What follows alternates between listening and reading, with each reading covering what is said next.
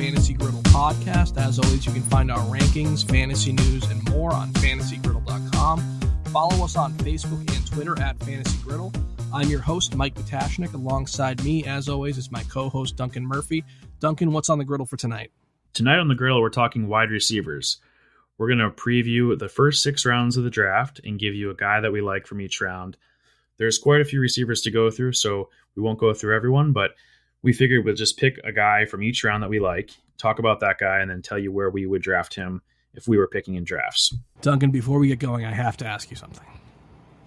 What's that? Can you smell that? Smell what? Can you smell the scent that has creeped into my nose? Can I smell what the Rock's cooking? Take a whiff. Do you smell that? It's the smell of football, Duncan. And it smells glorious. It's the smell of football, the smell of fantasy football. It's the smell of hot takes coming fresh off the griddle.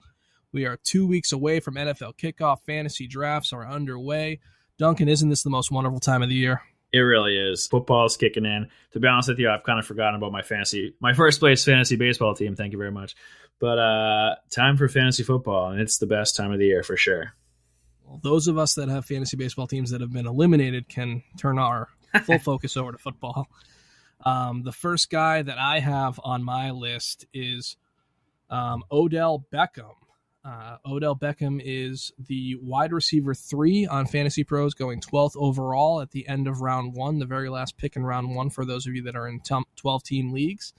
I have him as my wide receiver 3 as well, but I have him 9th overall. I have him before a couple running backs towards the end of round 1. I definitely have him before Julio Jones and also Melvin Gordon and Kareem Hunt. I like him in that 9 spot. He's averaged 94 yards per game over his career. So for every game that he's played, he's averaged 94 yards in each game. He has 3 straight 90-catch, 1,300-yard, 10 touchdown seasons before he got hurt last year. And he's really just entering his prime. He's only going into his 4th season. So he's still got his best years in front of him. Doesn't have huge competition for targets in that offense. He's clearly going to out-target all the other receivers in that offense.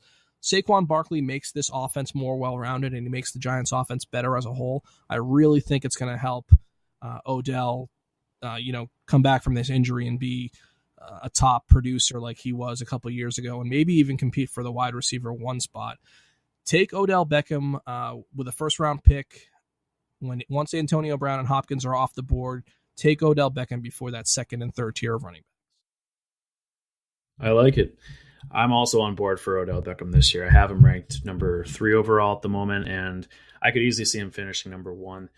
Saquon Barkley being there is going to distract a whole bunch of attention on defense. So he's going to have a lot of room to work with, I think, with Ingram running up the seam as well as Barkley come out of the backfield. So you never know. It could be a career year. If he can stay healthy, he could very well finish number 1. In the first round, the player that I'm highlighting is DeAndre Hopkins. And last year, Hopkins had 96 receptions for 1,378 yards and a career-high 13 touchdowns. He finished as fantasy's top receiver and a half PPR scoring. He also did that half the season with Tom Savage as his quarterback. So you got to think that Hopkins has a good chance here to repeat close to what he did. If you extrapolate out what Hopkins did with Watson last year to a full 16-game season, it's equivalent to 101 receptions for almost 1,500 yards and 16 touchdowns. Obviously, those are the high end, and they probably couldn't keep that efficiency up the entire time. So I could see easily, something more like 1,200 or 1,300 like he had last year and 13 touchdowns. So he could very well repeat what he did last year. He's got nearly 4 straight seasons of 1,000 yards and 125 plus targets. Last year he had 174 targets. So I do think the targets are going to come down significantly this year. I don't think that's repeatable, but he's still probably going to have 140 targets. So the real question I have with him is that the defense, I think, is going to be improved this year. And this is why I'm rethinking Watson as my number 1 quarterback. I think they're going to be passing the ball less, which because of the better defense, more positive game scripts. I think that could lead to fewer passes, which means fewer receptions for Hopkins. The other question is the drop-off between, if you pick Hopkins at the end of the first, you're giving up guys like Melvin Gordon, Dalvin Cook. The drop-off there would be Devonta Freeman, LaShawn McCoy, Jordan Howard. Whereas if you pass on Hopkins for one of those higher running backs, you can still end up with Davante Adams, Keenan Allen, or AJ Green. So personally, I think that I would wait and take a top running back in that late one spot, and then come back around with one of these, Keenan Allen or Davante Adams in early round 2. DeAndre Hopkins is going to have a monster year with Deshaun Watson. We've seen what he is capable of with far worse quarterbacks, and Deshaun Watson is definitely going to bring out the best in him, assuming that he's right and healthy going into the year, which he appears to be. The next guy that I have up is Davante Adams, who you just mentioned. Wide receiver number 7 on Fantasy Pros, 18th overall going in the middle of round 2. I have him one notch higher as my wide receiver 6th at 16th overall. He's scored 22 touchdowns over the past 2 seasons. He's ready to step in and fill that wide receiver 1 spot in the Green Bay offense, one of the most prolific passing offenses of all time, with one of the greatest quarterbacks to ever play the game. Jordy Nelson leaves behind targets of 126, 151, and 152 in the 3 years prior to last year when he was hurt and when Rodgers was hurt. Who else are they going to throw to? Graham? Sure, some of the time, but he's not going to get 152 targets, from what they have losing Jordy. Geronimo Allison? No, he's not going to get those targets. It's going to be all Davante all the time. Get him early in the second round. I agree. I have him as my number 3 guy right now, so I too think that he's going to have a 10-plus touchdown season and probably 1,300-plus yards. He's going to have a monster season. So my next player is Stefon Diggs. I kind of bumped him up, actually, because I cheated a little bit here, and he's going the 29th overall pick, which is 3rd round. But I wanted to talk about Diggs, and right now, like I said, he's going 29th overall, but the Vikings have a very good offense. The Vikings have a pretty easy strength of schedule this year, which is going to be favoring Diggs and Thielen. It's difficult to project where these guys are going to end up, Diggs and Thielen. Most sites have them like very close, neck and neck. And so far in the preseason, Kirk Cousins has favored Diggs a little bit, but tough to tell. He's only thrown the ball a handful of times. Diggs has yet to have a 100-catch season or a 1,000-yard season, and this could be the first year, if he stays healthy, that he does eclipse 1,000 yards. Pro Football Focus last year gave them each a player grade of 82.6 for Diggs, and Thielen was 82.4. So that was the 8th and 9th player, respectively. So these guys are almost interchangeable. Diggs will be more on the outside, deeper routes, but Thielen could likely have more catches and be more consistent. The big risk with Diggs is his injury history. Last few seasons, he's played 13, and 14 games.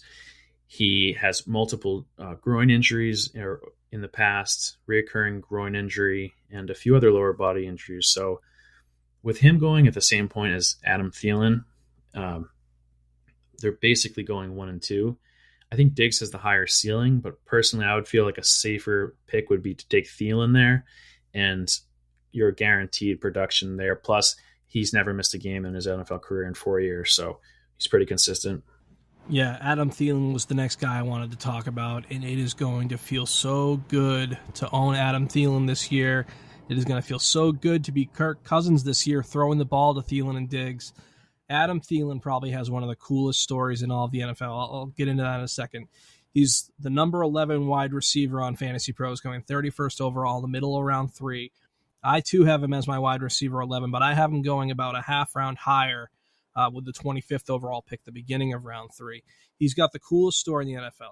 He's from Minnesota, grew up a Vikings fan, goes to Minnesota State, goes undrafted, goes to a regional combine where he runs a 4.45 40, and then attends a Vikings-only tryout and gets signed. Can you imagine how cool this guy is in the state of Minnesota? He must not have to buy a beer anywhere he goes on the weekends.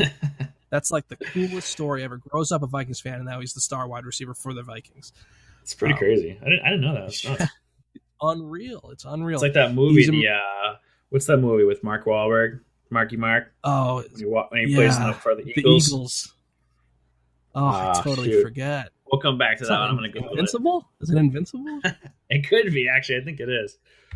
Maybe, yeah. Thinking about the one where he walks on. It's a similar story. He goes to like a local tryout, and just the Vikings officials there, and impresses him. Gets on the practice squad. He actually got cut by them the same season he got picked up, but signed to the practice squad, and now he's where he is, and he's improved each and every season that he's been in the league. He really stepped up last year. He had 91 catches on 143 targets, 1,276 yards, and 4 touchdowns. I prefer him over Stefon Diggs as well. He's an incredible value in early round 3. I would definitely take him at the beginning of round 3 and, set him in there as your, an elite wide receiver 2, back end wide receiver 1. Yeah, and for some reason, I think people are not buying into it, and he could be slipping in drafts. And if you see him in the 4th round, definitely snatch him up. It was Invincible. You're right. 30-year-old bartender from South Philadelphia overcame long odds to play for the Eagles in 1976, based on a true story. Vince Papale. So, next guy on the list is my man T.Y. Hilton. He is going at an ADP of 37 overall right now, which puts him in the 3rd round. Hilton, when he's been on the field with Andrew Luck, it's been pretty special. In the past, going back from starting in 2013, he had starting in 2016, he had number 5 finish, number 21, number 11, and number 19. So in the past 4 years, he's been a wide receiver 2 and a wide receiver 1 each year. So when he's on the field and Luck's on the field, they put up numbers. The thing with Hilton is that he's going to put up the yards, but he doesn't get a ton of receptions or touchdowns, really. He's never had more than 7 touchdowns in a season. He racks up yards in these long receptions, but he's only had 90-plus receptions once. Still, with Andrew Luck throwing the ball 600-plus times, he's at worst a wide receiver 2. I'm a little concerned about the injuries. He's had 12 injuries in the last 3 years. He's currently nursing a sprained shoulder, an AC shoulder sprain, I believe it is. Inside injuries puts that as a 2 to 3 week recovery time, so he should be ready for week 1. But he is listed as an elevated injury risk with a 16% chance of injury, and Sports Injury Predictor puts him at a medium risk. He's actually never played less than 15 games in his career, and he's played 16 in the last 3 of the 4 last years. He's missed just 2 games across his 6-year career. So it's surprising to have him ranked as such an injury risk here, but he very well could be. I guess he's played with a lot of injuries. He just plays through it, so who knows? But he's going kind of in the same route or same area as Thielen and Baldwin, and I would definitely prefer those guys to T.Y. Hilton. I just think they're a little bit safer than Hilton.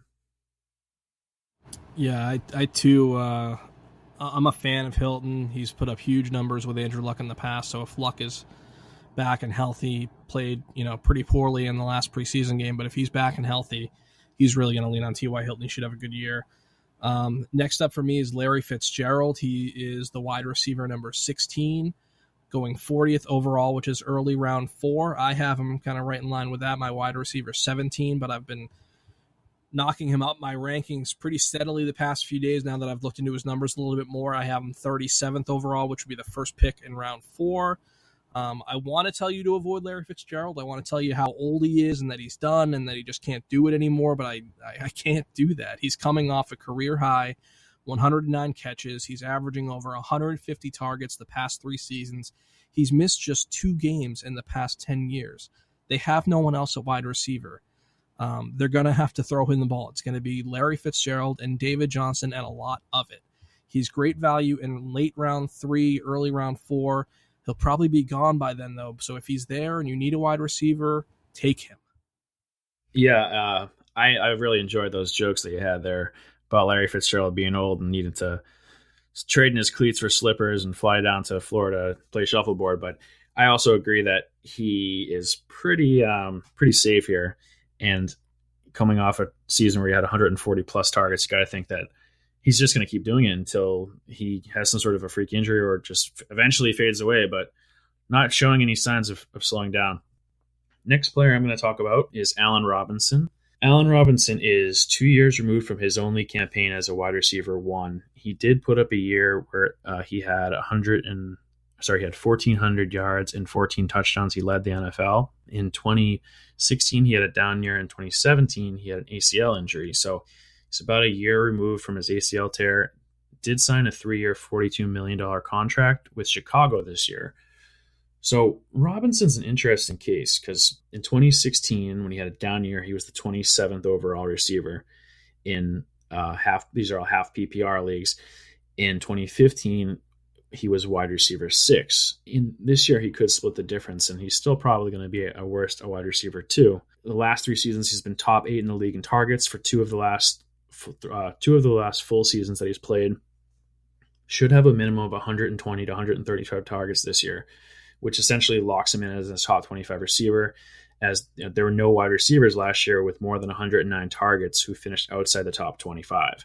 So if he's getting 120 plus targets, he has a very good chance finishing as a wide receiver 2. Currently has an ADP of 50th overall, which is the beginning of round 5. I think he's a great value as a wide receiver 2 pick with the potential to be number 1 if he stays healthy, first of all, and then if Mitch Trubisky and the Chicago offense takes a step forward, very well could be featuring Robinson. He could have another career year. Yeah, I'm very interested to see how Allen Robinson does in Chicago. He's obviously posted elite numbers before in Jacksonville. I'm very curious to see how he works with Mitch Trubisky and see how they do early on this season. That'll be very interesting. The next guy that I have up is Marvin Jones. He's the wide receiver 25, going 54th overall, which is the middle of round 5. I have him several spots higher as my wide receiver 19th, going 39th overall. So I'm about a round and a half ahead of where the average draft position is at this point, and a few reasons why. He's the league leader in yards per catch last season, so he really knows how to stretch the field, 18 yards per catch. He finally eclipsed 1,100 yards and 9 touchdowns last season, so he had a career year. He's also been piling up the targets as well. He's had 100 targets in each of the past 3 seasons. And now with Eric Ebron gone, it's going to be on Tate and Jones to pick up the 86 missing targets. I don't think that'll be any problem with Matt Stafford leading that offense. He's obviously developed a great rapport with both of these wide receivers since they've joined the Lions. And I think the Lions as a whole, especially on that offense, take a big step forward. They have a better offensive line. They've added Kerryon Johnson and LeGarrette Blount to the run game. I think they're going to be a lot more well-balanced, and it's going to mean big things for Marvin Jones and Golden Tate. Yeah, it could be big things this year for Detroit in general. They've definitely improved the team a lot, and I think it starts with that offensive line. Next guy I'm going to talk about is Jarvis Landry.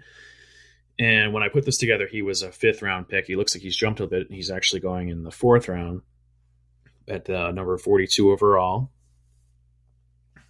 Landry this year, I'm having trouble. I actually am a huge Landry fan. I love this guy. I think he's a great player. But the thing this year is he's just not going to have the targets that he's had in the past when he played for the Dolphins. In order for him to break 1,000 yards, he's going to need 100-plus receptions. And I think that's unlikely to happen this year because in the past, he's gotten 140 targets. I think it was 161 targets last year in Miami. And that's just not going to happen with Josh Gordon on the field. And it looks like Gordon's going to be back. So he's also got Duke Johnson and David Njoku to compete with for targets.